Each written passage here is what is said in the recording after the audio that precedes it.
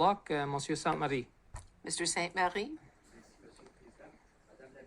Thank you, Chair.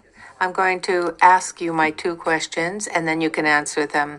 In your opening remarks and in your exchanges with Mr. Blakey, you spoke about the importance of dealing with the situation for those seniors here who received the CRB and the CRB.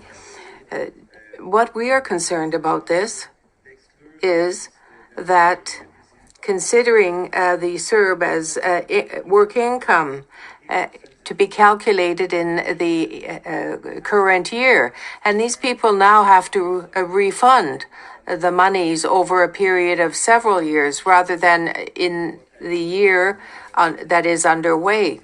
So you did say that you were going to act to settle the situation, but it would be revealed shortly in the next few days. I want to confirm that. And for the self-employed, autonomous, independent workers, what are you have committed to help them. You are saying that there will be a targeted program for these persons. Well, I would like to have an assurance from you that the program that will be put in place will be put in place shortly and will have sufficient measures in it to help those people working in those sectors. Yes. Thank you for your two questions. I'm sorry. Thank you for the two questions. With respect to the CRB and the CRB, technically speaking, and with respect to our system's capacities, we have discovered that it is a complicated problem, but I'm ready to give you a public engagement to commit that we know that it is a problem for our most vulnerable seniors, and we are truly in the process of putting in place a solution for people that in general would be entitled to receiving the CRB and the CRB. We know that that had an effect on their other income. I can't go into detail, but I made my commitment. Blakey for 2.5 minutes.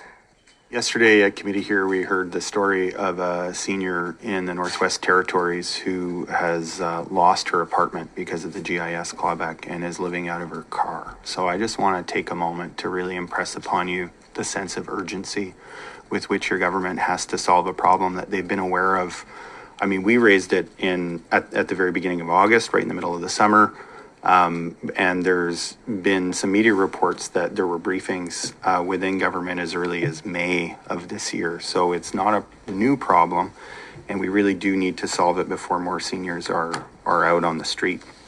With respect to the Canada Worker Lockdown Benefit, can you tell us for the period from October 24th to today, what regions in Canada would meet the criteria for a public health lockdown that would trigger the Canada Worker Lockdown Benefit?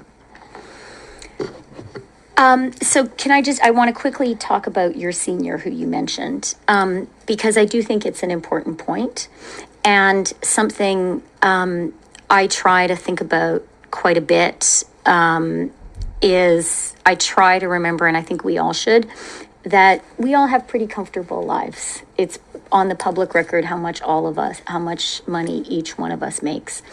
And I think it's really important for all of us to remember there are people struggling, and we have to act with an urgency that, based on an appreciation of those struggles. So you make a good point.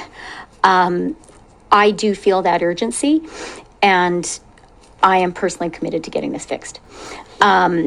Second, on the lockdown support, that will come in place. Like, I hope we never have to use the lockdown support. I see it. Retroactive benefit, but is there any region in the country? I see it as something like you buy insurance in case your house burns down.